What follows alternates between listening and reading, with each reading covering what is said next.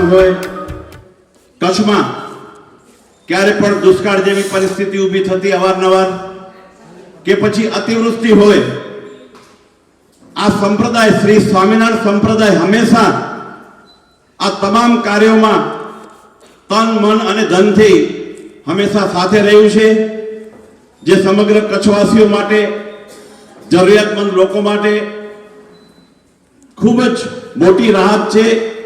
અમને ખૂબ જ ગૌરવ અને ગર્વ છે કે આ સ્વામિનારાયણ સંપ્રદાયના તમામ સંત મહાત્મા શ્રીઓ તેમજ તેમના દેશ વિદેશમાં વસતા અનુયાયી શ્રીઓ આ આપણી લાયન્સ હોસ્પિટલને આમ કહીને સ્વામીશ્રી કે તમે દત્તક લીધી છે।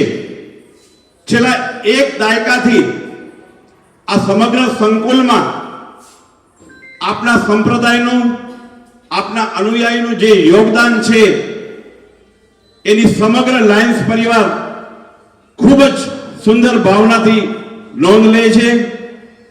આ તકેથી અહીં ડાયાલિસિસ કરાવતા 8 વર્ષની ઉંમરના બાળકથી 80 વર્ષની ઉંમરના આપણા વડીલો તરફથી, તેમના પરિવારજનો તરફથી તેમજ સમગ્ર લાયન્સ પરિવાર વતીથી આપણા સંપ્રદાયને, આપની લાગણીને, આપની દયાને ખરા દિલથી નતમસ્તક અમે વંદન કરીએ છીએ।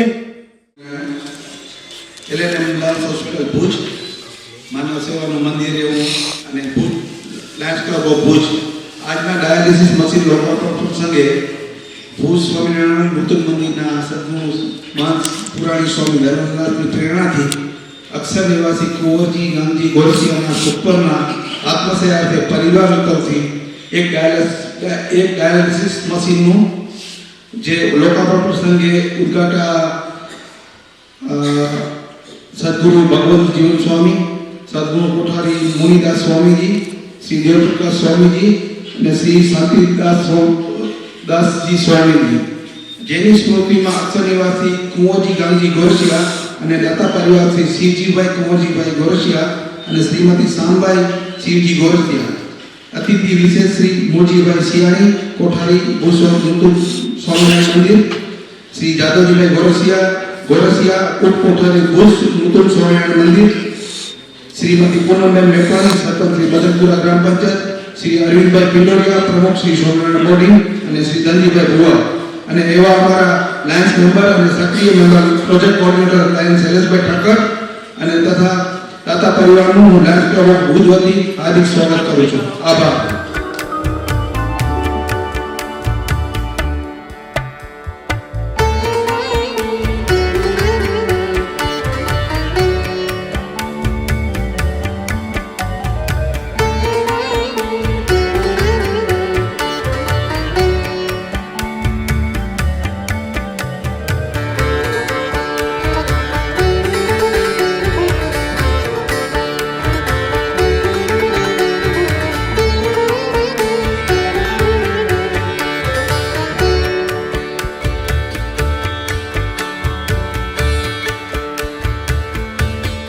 લાયન્સ હોસ્પિટલનું 25,000 વારનું સંકુલ, એમાં 40,000 ફૂટનું બાંધકામ, લગભગ 55 મિત્રોનો સ્ટાફ આ હોસ્પિટલ સંભાળી રહ્યા છે, જેના હેડ અમારા વેવાબેન છે। એ પણ છેલ્લા 20 વર્ષથી તન મન અને ધનથી પોતાની હોસ્પિટલ માનીને સેવા આપી રહ્યા છે। મિત્રો, આજથી 20 વર્ષ પહેલા જ્યારે કોઈ પણ વ્યક્તિની બંને કિડની ફેલ થતી ત્યારે નડિયાદ, અમદાવાદ કે અન્ય રાજકોટ જેવા શહેરમાં જવું પડતું હતું। મહિનામાં 2 વખત, 4 વખત, 6 વખત કે 8 વખત ખૂબ જ તકલીફ વેઠીને આટલા બધા કિલોમીટર જવું પડતું હતું। ત્યારે અમારા લાયન્સ પરિવારને વિચાર આવ્યો કે સરકાર પાસે આ જમીન લઈએ અને શું કામ કરી શકીએ।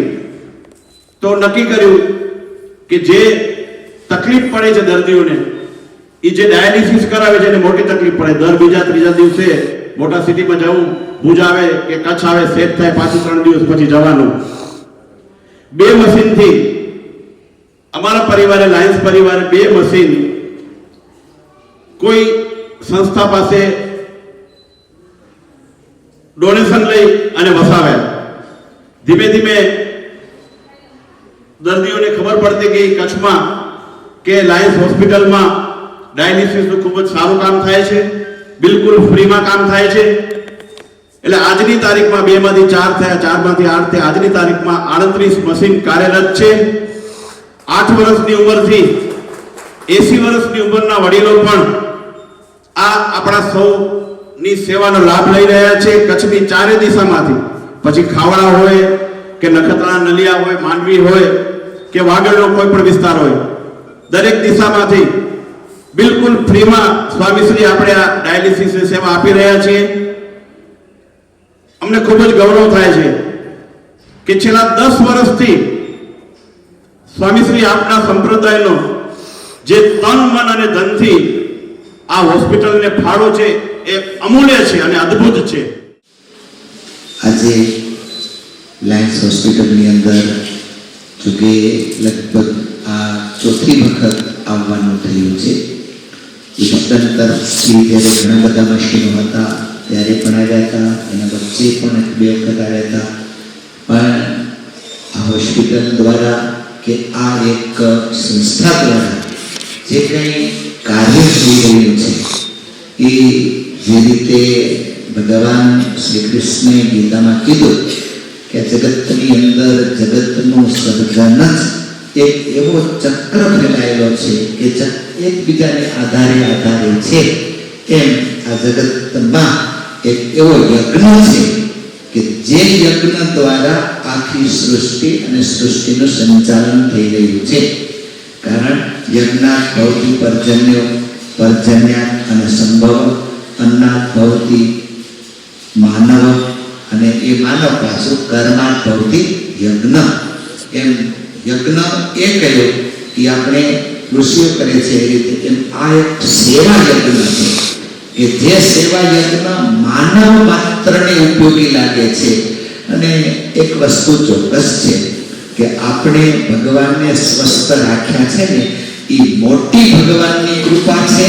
અને ભગવાનને સ્વસ્થ પણ એટલા માટે જ રાખ્યા છે કે બીજાની કંઈક સેવા કરી શકીએ એટલે. નહીતર જો આપણે જ સ્વસ્થ ન હોત તો આપણે શું કરી શકત?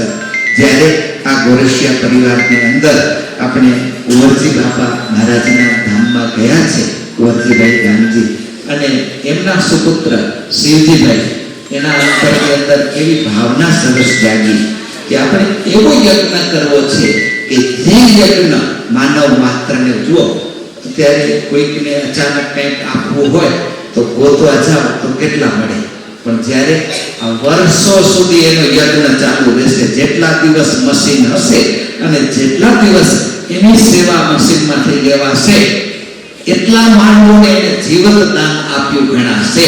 અને આપણામાં એમ કહેવત છે કે જીવત દાન જેવું મોટું કોઈ દાન નથી, અભય દાન જેવું મોટું કોઈ દાન નથી. તો આ સિદ્ધિભાઈ અને એમના ધર્મપત્ની શામબાઈ શિવજી, એમનો એવો સરસ ભાવ, અને એ ભાવમાં પણ કેવી નિર્માણિતા. જો ઘણી વખત આપણે કરીએ ને એટલે કે મેં કર્યું છે, જ્યારે શિવજીભાઈના મનમાં મેં નહીં, મહંત સ્વામીની પ્રેરણા, મહંત સ્વામીના આશીર્વાદ ભુજ મંદિર આની અંદર જોડાયેલું છે.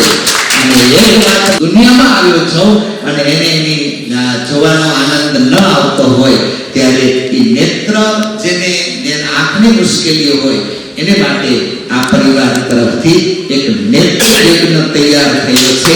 અને એ જાહેર કાર્યક્રમના જજમાન છે આપણા શિવજીભાઈ અને શામબાઈ, એમના ધર્મપત્ની, એમના પિતાશ્રી કુંવરજીભાઈની પુણ્ય સ્મૃતિમાં અને સ્વામિનારાયણ મંદિરના મહંત સદગુરુ સ્વામી ધર્મનંદનદાસ સ્વામી પ્રેરણાથી, એમની આજ્ઞાથી અને એમની પ્રસન્નતાને અર્થે આ પરિવાર દ્વારા એક નેત્ર યજ્ઞની પણ જાહેરાત થાય છે. નેત્રના કેમ્પની પણ એ હશે ચોથા મહિનાની અંદર.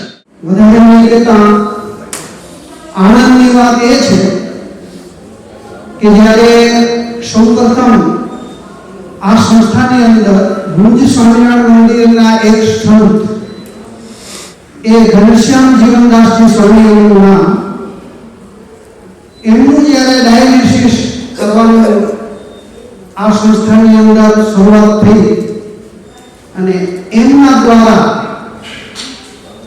ભુજ મંદિરના મહંત સ્વામી અને સંતોને ઝડપી અને લાયન્સ હોસ્પિટલના જે સમસ્ત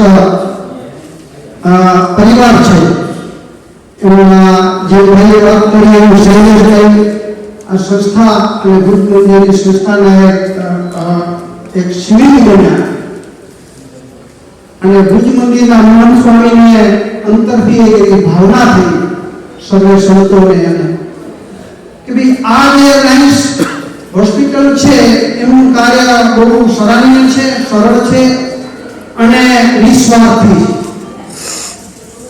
એમના માટે પરમ પૂજ્ય મહંત સ્વામીએ ઘણા બધા એમના હરિભક્તોને પ્રેરણા કરી એનો હું સાક્ષી છું.